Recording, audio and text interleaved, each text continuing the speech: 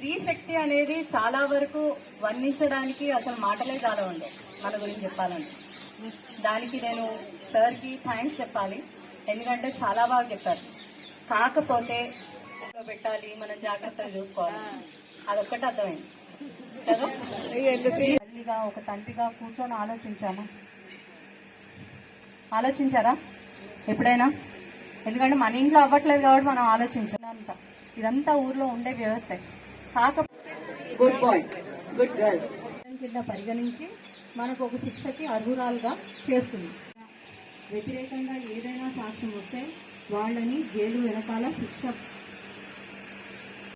చెన్నిక ఆవేశంలో చిన్న చిన్న విషయాలకు తొందరపడి అంటే అత్త, అమ్మ, అమ్మమ్మ, కూతురు, కోడలు, వాళ్ళ పిల్లలు అలా ఉన్నారు.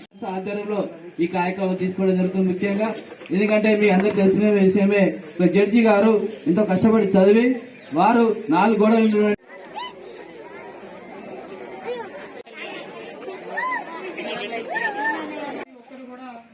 మన గ్రామానికి విచ్చేసి సవివరంగా వివరించిన పెద్దలందరికీ పేరు పేరున హృదయపూర్వక ధన్యవాదాలు తెలియజేస్తూ ఈ రోజు యొక్క ఈ కార్యక్రమం ముగిసిందని తెలియజేస్తున్నాను.